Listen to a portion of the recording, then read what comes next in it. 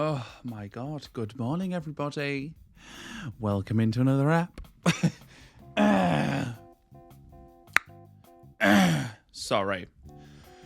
Oh, it truly is the crack of the morning this morning. I mean, it's the crack of my morning, right? It's not early by any means.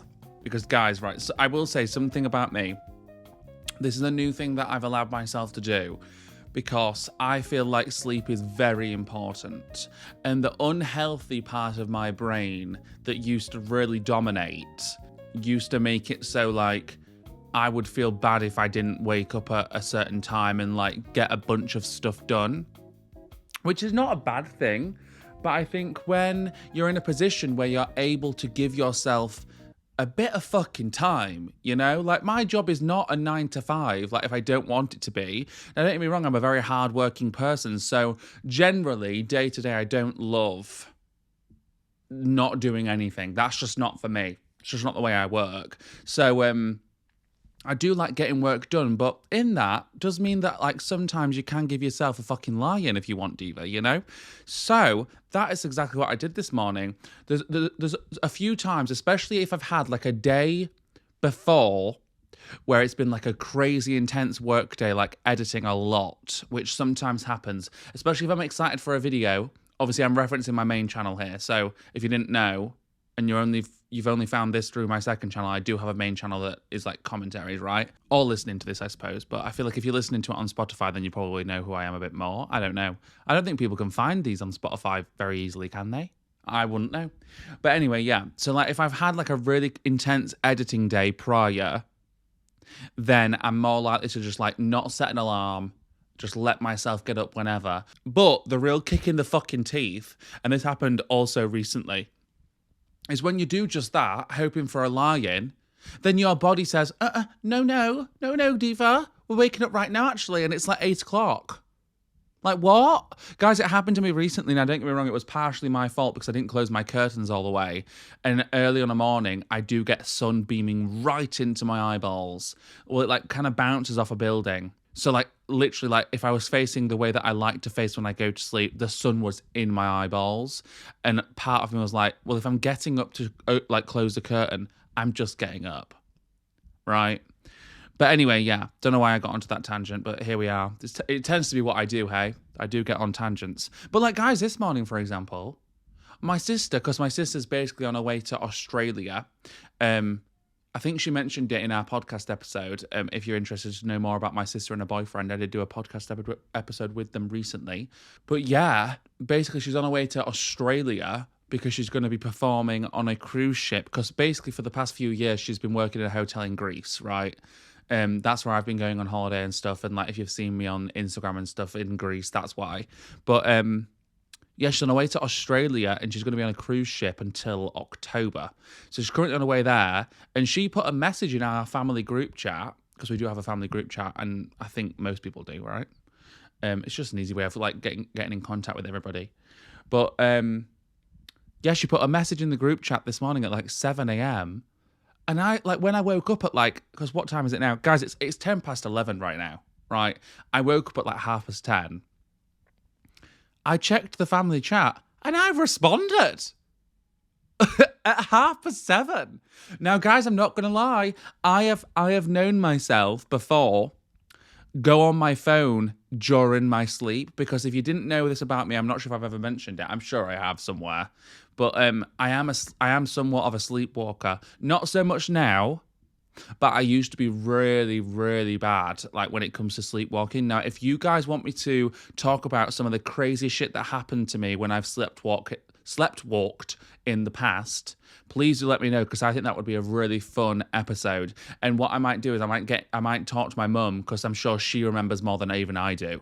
Because guys, I've done some fucked up shit. Like I'm talking almost stabbing my father, for example, right?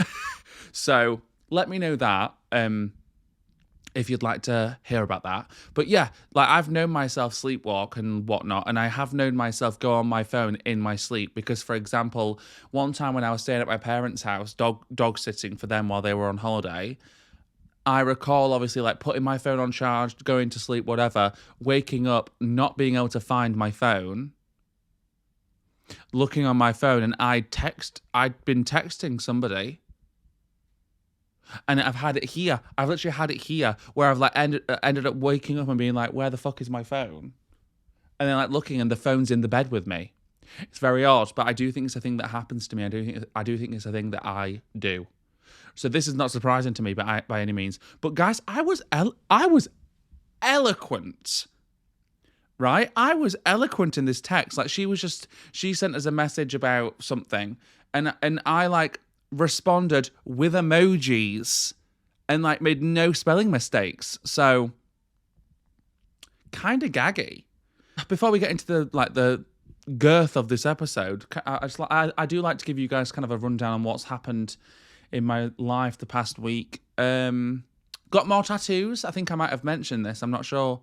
I got some more tattoos. There is going to be on this same channel, if you're watching this on YouTube, I am going to be doing a tattoo tour, as it was, once they've healed a little bit more. Just because, guys, I've currently got 15 tattoos, right? Which is kind of crazy. Like, I looked at myself in the mirror after getting these 2 new ones, and I was like, I am covered in tattoos now. Like, I'm sure I felt this before, like when I've gotten new tattoos. I think it is just like the newness of the thing on your body. Do you know what I mean? But I feel really covered now. Like, I've got a pretty big one on my left shoulder, and then I've got another small one on my arm. So I am going to do a tattoo tour soon, because I got 13 out of the 15 tattoos within the first year. Like, I only started getting tattoos October 2022. And like, we're at the beginning of 2024 and I've got 15. Like, I need to calm down. But that being said, I am booked in again for like the beginning of April. So sue me, I suppose.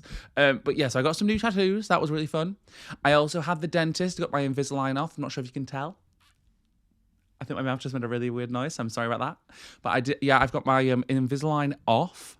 Don't have to go back to the dentist for another 6 months. But guys, I'll say this, and I definitely have mentioned this before, but my Invisalign journey was absolutely wonderful.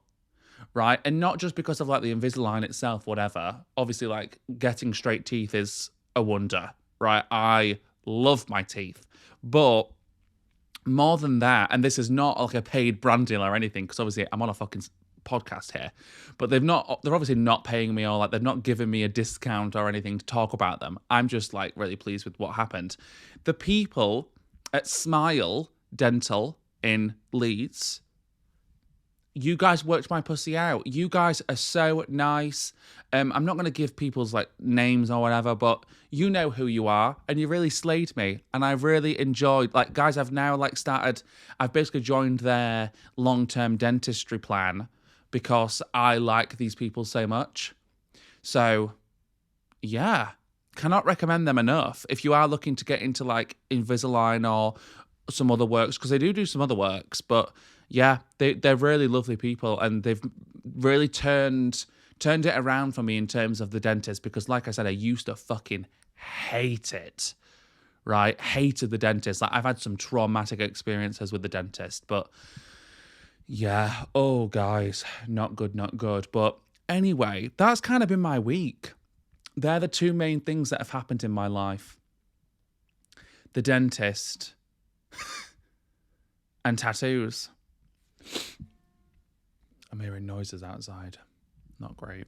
But anyway, guys, so in today's episode, I had an idea. Now, tends to be when I have my best ideas. It's when I'm literally closing my eyes, ready to go to sleep, because I'm obviously not consuming anything but my thoughts in that moment. So I had this idea the other night, and I woke up and I was like, wait, I've got all these points flooding into my brain. Let me note all these down so I don't forget any of them, right? So I want to talk about the gay best friend phenomenon, right? The phenomenon, as it were, right? Because I feel like we see the gay best friend thing portrayed so often in TV, movies, but also like it's so prevalent in like real life. It's not like it's like a phenomenon that just happens that doesn't even pertain to real life. Because guys, growing up, like, I was considered the gay best friend of a lot of girls. A lot of girls. And this was like before I was even out. So like they were just like assuming. But looking back now, I'm just like, yeah, they knew what they were doing. So I thought this could be quite interesting for us to talk about because I don't think I've seen anybody talk about it. So I'm gonna discuss. Now I've not got that many points, but I have got something else that I also want to discuss that low key goes alongside, but doesn't connect exactly. So this is probably going to be one of those episodes where like whatever however long it takes me to talk about this subject, it takes me, like it might not be the longest episode and I'm sorry, but this just is how it be sometimes. So first and foremost, right, the whole gay best friend thing, I feel like if you're watching this channel, you might have either some experience with it or you've seen it happen, even if you've just seen it in like a TV show, right? Because we see this all the time. For example, great example actually, Mean Girls, the guy in that, I'm not sure what his name is. I'm blanking on his name. Is it Jerome? No, it's not Jerome. I'm not sure what his name is, but him in Mean Girls, blue hoodie, right? She doesn't even go here. He's for sure a gay best friend. And another great example, which I feel like a lot of you will also agree with, is Eric in Sex Education. Now, Sex Education is a little bit different because obviously they are innately going for something a bit more on the fruity end or something a little bit more inclusive in terms of like what the show's about and like what they want to do. So it kind of makes more sense for like a gay boy to be in that scenario, like it's not like it's just like in there just so they can say that they've got some sort of inclusiveness in terms of like sexuality and whatnot, because that's most of the time what it tends to be. Now those two examples aren't really that, but I did Google and there is a load of examples from like older stuff when like people are like starting to hint or like give peanuts to like the gay community and they're just like, oh, we'll shove a gay character in here and they can just be the gay best friend that's like stereotypically gay. And I feel like, not to go straight in on media because this was something that I was going to talk about down the line, but I mean, here we are. I feel like a lot of the times in media, the way the gay best friend is portrayed can often be a little bit damaging. A little bit. Not always, a little bit. Right? Now, for example, the Eric thing in Sex Education, that doesn't really pertain to this idea. But for example, maybe the guy in Glee,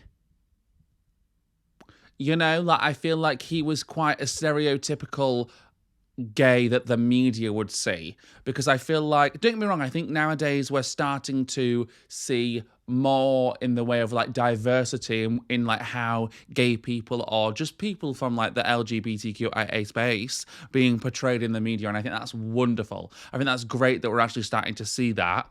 But I think maybe about 10 years ago it was very much like all the gay characters had to be subsequently more stereotypically feminine or effeminate, whatever, dress a bit wacky, right? And I would still say, like, maybe in the beginning couple of seasons of Sex Education, I feel like Eric definitely did kind of like, he was there for that kind of purpose. I feel like now with like obviously watching season 4, obviously they were trying to cover a lot more bases, but I feel like in like the earlier seasons there wasn't that many gay characters, and like the most prevalent gay best friend we had was, like I said, very over the top in terms of like dressing, very flamboyant, which I'm not saying by any means that isn't something that is the case. Like, of course there's like gay people that present that way, but there is also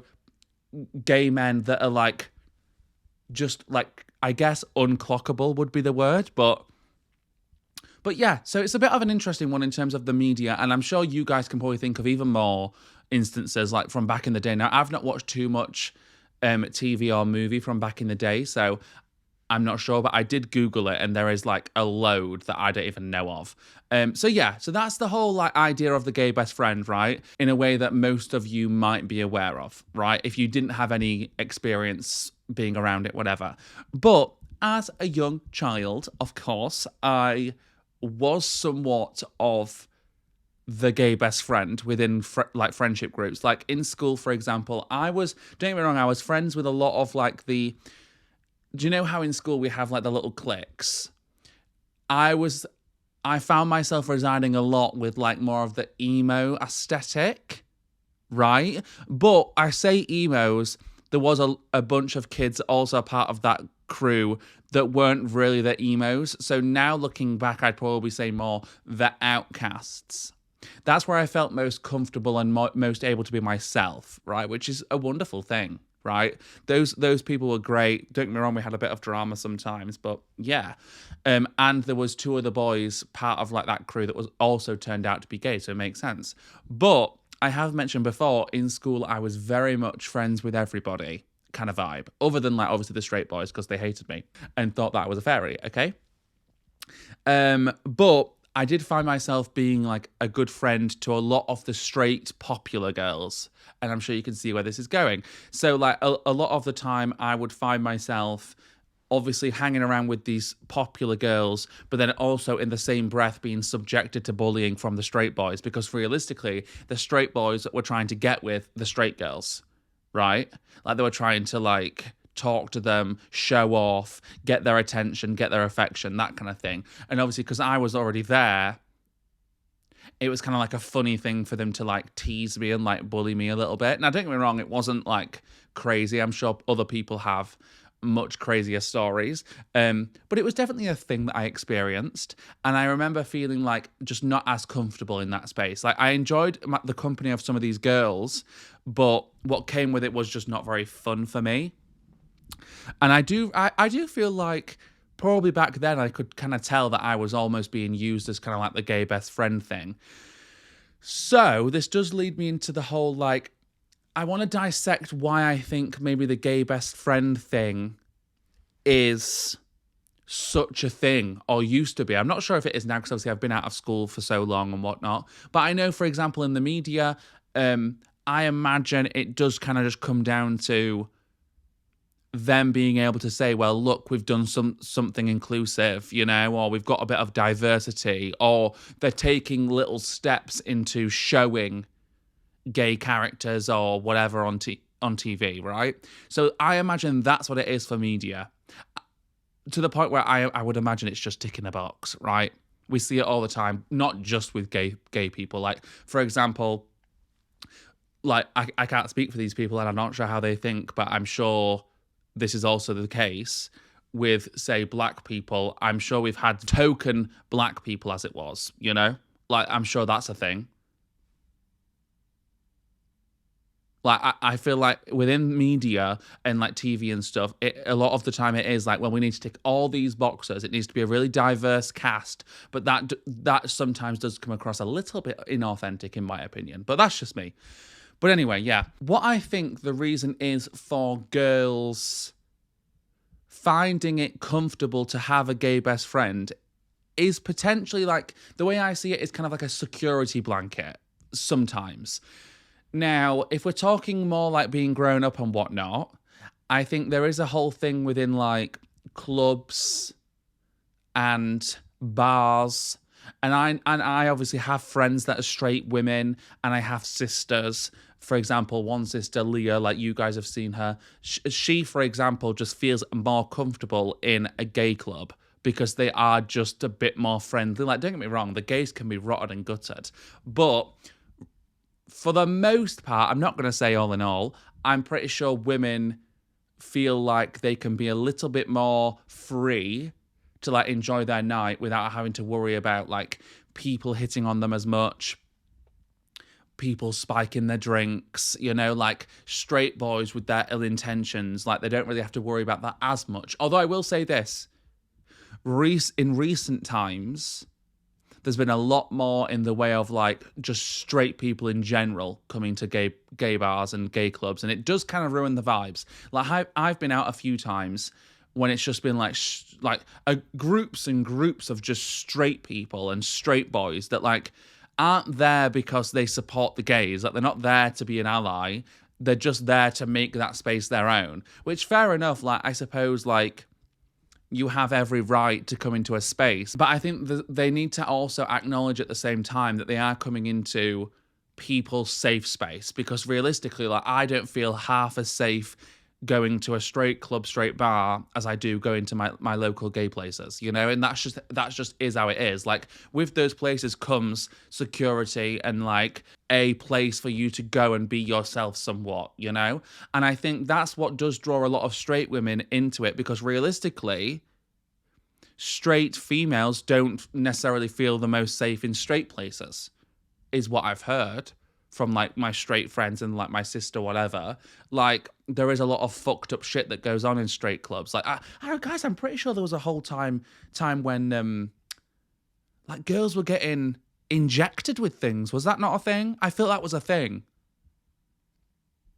Like not all of you will have probably heard of it, but I'm pretty sure there was a thing going around where like in a certain town or city, like girls were reporting being like pricked with needles, which obviously didn't have good things in it. But it's just like, what the fuck? What are you doing? Straight men out there, toxic straight men out there. I imagine not many of them are watching, but what are you doing? Like, why are you going to a club to like fuck up women, and like, why do they have to make it everyone's problem? You know, like, why do you have to be such a weirdo? Like, I'll never understand that in general, me, like people that go out with the intention of ruining someone else's night or forcing someone to like, I don't know, just forcing anyone to do anything. It's baffling to me. Now, I'm not trying to speak for women, but it's just what I've heard. It's a rough space out there. So I imagine a lot of the time, that's why women choose to occupy gay places. And I think that sometimes that innately, with just having a gay friend, means that obviously like you feel also entitled to go into those spaces, which is always a great thing for women. And I think I have no problem with like women coming into those spaces, because most of the time, don't get me wrong, you can get some very disrespectful women, because I mean, I'm sure we've all seen it, heard about it, witnessed it, whatever, when straight women do get a little bit too drunk, and then they take it upon themselves to like kind of make that space all about them also, you know, like smacking the asses of the gay boys and just crossing some boundaries, right? So there is instances for all these things. But yeah, I imagine all in all, with both women having a gay best friend and women just occupying gay spaces in general, I think there does come like a security blanket, because also, you know, when it comes to having a gay best friend, for example, you know that boy, you can be surrounded by somewhat of a male energy, but you don't have to also worry about that man making you feel uncomfortable, them like hitting on you, whatever. Like, you don't have to worry about that person being attracted to you. So you can still get like the feeling of being around male energy without the innate fear of it becoming like a toxic, shitty situation, basically. So I imagine that's like a big part of it. But in the same breath, from a gay person's perspective, I will say, especially growing up, it does make you feel somewhat of an accessory, right? I've had these feelings before, that's for sure. Because, like I said, obviously, like when I was growing up, like, yes, these girls were like friends with me, but it also sometimes felt a bit like they were keeping me around to almost like harmlessly taunt the straight boy, because obviously, like, I'm sure I'd like to think schools have changed and stuff, and like people maybe don't act like this anymore. But any straight boy in my school saw someone that was somewhat more feminine than them, and straight away, you're gay, you're different, you're not accepted, whatever. That's just how the straight boys were in my school for the most part, especially the popular straight boys. So it's like, it does feel a little bit like the girls are kind of keeping me around as like a punching bag / just like taunting apparatus for the straight boys, and to like rile up the straight boys and whatnot, and like for the straight boys to be like, oh, why is this fairy allowed to be around these girls when like all I want is to just like be around these girls, you know? Because like that's a lot of the time what a lot of straight people are like in school, and like from my experience anyway, like the boys just want to have the affection and the attention of the straight girls, and the straight girls are trying to play hard to get. That's just how it be. Right? So I do feel like sometimes I was kind of kept around. It's like, I don't know, some sort of like harmful little like thing. Like that's what it is. They got a they got enjoyment out of like sometimes seeing me like being taunted or bullied like somewhat. Like, don't get me wrong, by bullied, like I don't mean that like they would go in on me. Although one time I do remember being punched. Why is that only just now coming back to me? I recall being punched in the rib once by a straight boy when I was hanging around the straight girls. So who knows, maybe it was a bigger deal than I realised. And then on top of that, a lot of the time, these straight girls that I would surround myself around, like in school, not all the time, but yeah, like I did consider them my friends. What's kind of fucked up is like these straight girls would see these straight boys being awful to me, like not treating me very nicely at all. And like I said, maybe like they did kind of get some enjoyment out of like seeing the straight boy squirm a little bit or feel a bit uncomfortable. But then like you'd think they'd see me getting treated like shit, and then like that would kind of put them off the straight boy or like not make them want to get with the straight boy. But no. So often in my school experience, these straight girls would still get and give the attention and affection to these straight boys and reward them for their behaviour. Absolutely. That did not stop them. And then little old me thought, oh, well, I'm low-key a little bit part of the popular group, so why would I just like take myself out of it, you know? Even though I'm not being treated very nicely, and the straight girls clearly don't care about me that much, I'm going to stick around, you know? Because being in school makes you do some stupid shit. Let me just tell you that. So yeah, overall, I would say that women generally, for the most part, would find themselves just more comfortable around gay men. And realistically, like sometimes the stereotypical thing can happen where like the gay boy, like for example, I just got along very well with women. Like my personality just gelled very well with a lot of the women's. So like maybe that's just all it comes down to sometimes. But in the same kind of vein as all this, right? Because realistically, I'm not going to know the ins and outs of why maybe people choose to have a gay best friend around, right? If you're a straight girl out there and you've had a gay best friend in the past, please do give me some insight. I would love to know, like the psychology behind it. But in the same vein as this, but doesn't really connect completely, I want to talk about this idea of gay people sometimes being used as like an experimental thing. And the reason why this kind of came to my mind was because I'm really into Renee Rapp at the minute, right? I'm loving her album Snow Angel. I did go live recently on my main channel and was like talking all about it. But yeah, so I've been really, really loving Renee. And she's got a song on her album called Pretty Girls. And essentially the preface, if you've not heard it, I'll give you a quick synopsis just so you can understand. The whole vibe of the song is basically saying like the pretty girls like to use, for example, lesbians or bisexual women in a way of being like, oh, well, I can kiss you to like see what it's like without actually having to be labeling myself as a certain way, right? So for example, like she says in the song that she's had instances where she's like maybe out and around straight girls and they'll be like, oh, well, my boyfriend won't mind, like, and or like if I was to kiss a girl, you'd be the one that I'd kiss. Like they try and initiate something without really acknowledging what it means and like not really accepting that this other person has feelings too. And like, don't get me wrong, so often we as gay people or lesbians and whatever else, like we will go ahead and go along with these kind of things just because like maybe we do fancy this person. Maybe we've been like, oh, I'd love to explore something with this person, but obviously they're straight. So as soon as we get a green light of being like, maybe they're not straight, we'll go ahead with it, you know? And she does also mention that in the song, like you'd think that I'd be flattered by this and it's pathetic because you're right. Like that's essentially what she says verbatim, I think. Yeah, I think that's also like quite an interesting one is like, for example, who knows, maybe some of these straight women that like to keep around a gay best friend, maybe they also might feel some type of way or feel a bit on the spectrum of the LGBTQIA plus space.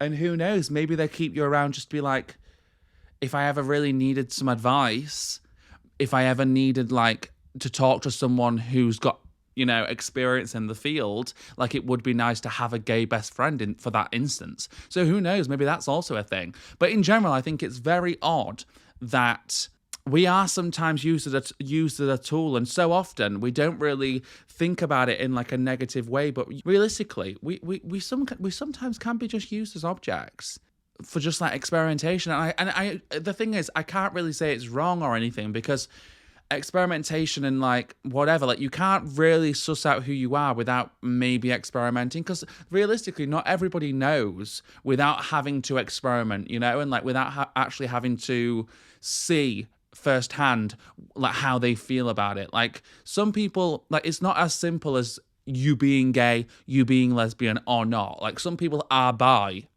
so like I'm sure being bi, it takes a bit more figuring out. Like, do I really like both? Like, do I really find attraction to both men and women? Because I'm sure that there is a whole thing with bi people where you're like, I can feel some sort of an attraction to the same sex, so does that just make me gay? And realistically, guys, I think I've mentioned this before, like I don't feel totally on the gay side. Like I'd say I'm like 90% over on the gay side, but then there's still a 10% of me that's like, I would happily be with a woman, get with a woman, whatever. Like if the right person comes along for me, I'm just like, I'll go ahead with it. But for the most part, I would feel most comfortable in a romantic relationship with a man. Does that make sense?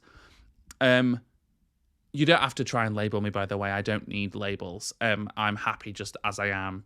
So yeah. But I imagine that is also a reason why a lot of people do find it appealing to experiment with gays, lesbians, whatever, just to see if they have like an inkling, But but there is like a fucked up thing about it, because realistically you're not taking into account my feelings in this, and like the fact that maybe I'll be into it and maybe I'll catch feelings, like you're not really thinking about me here. This is all about you. And sometimes like, yeah, maybe we're like, I'll happily help you suss that out, and I know of, and I'm sure there is a lot of gay and lesbian people and bi people that would go ahead with it,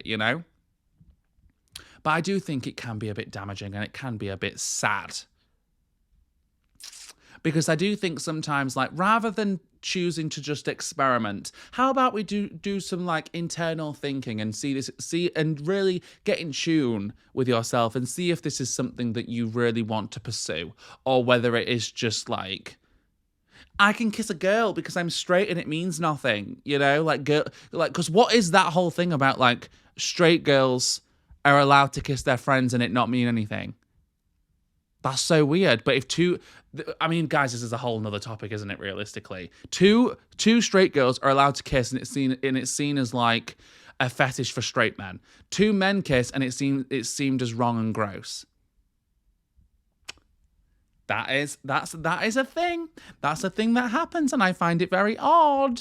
But I'm sure that does lead us on to a different topic that I don't feel the need to go into right now. But yeah, overall, being gay, or just like somebody within, like I said, the LGBTQIA plus space, we do have to experience some of these things. And I do feel like it is getting better significantly within the media. Like, I don't feel like we have as much just like media presented that is just so straight all in all, and then just one gay person or whatever, like just plonked there for no reason. I feel like we are getting somewhat better when it comes to depicting gay stories and whatnot from the perspective of gay people, and like we happily do have a more diverse casting, right? Even if sometimes it is just like paint by numbers, ticking all the boxes, Sometimes it can just come across as that, and sometimes I will say, just in general with media, there is hints here and there where I'm just like, you just knew that you had to tick all the boxes within like the gay experience, and sometimes it does make it feel a little bit inauthentic. Like, rather than like picking a few issues that maybe gay people face, or a few issues that, I don't know, just like picking like a few things. Sometimes I think TV shows and movies try to do almost a little bit too much, and then it does feel, once again, it kind of comes back round full circle, and it just feels a bit inauthentic. Because although I do think there's something great within the fact that we're still, like, at least we're seeing gays and everybody else portrayed in the media. That is great, but sometimes it does feel like it is just kind of like used in order to appear woke and accepting and progressive, rather than it being like actually them wanting to tell the story of the people, you know, in like a nice way. But you know what? At least we're still on screen somewhat. I suppose that's where it is. I suppose that's where it brings us to, you know. But if you guys have any experience feeling like the gay best friend, like, I'd love to know more about it, if you're obviously comfortable sharing, or if there's like other gay best friend tropes that we see in movies a lot that I've not hit on, because there's many, I know there is. But it is just an interesting one, isn't it? It is just an interesting phenomenon that I feel like we all kind of know, but no one really acknowledges it, because it is what it is. Like, it's one of those things. Like, at least we're still there, you know? But sometimes it does feel a bit like, oh, can we not show a different kind of gay person? Because we're not all that, you know? And I also will say, sorry to drag this on a little bit longer, but this is like kind of like my last point. I do think sometimes the way the media portrays gay people specifically, because obviously I can only speak from this as like in my experience, right? I don't want to, I really try not to speak for people, so I'm sorry if I have done in this episode. But obviously, as a gay person, it does feel like the way the media portrays gay people, sometimes, obviously, that's all that straight people are going to see, because some straight people and whatever else aren't going to have gays in their life that they can see and like whatever. And I do feel like sometimes the way we're portrayed in media can just give straight people the wrong impression sometimes. And I feel like that gives like some straight people the fuel to hate us even more, because they do think that we're all just like this, like that. They all think and there's nothing wrong with it. I'm not saying there's anything wrong with it, but I know obviously a lot of straight people hate it, you know?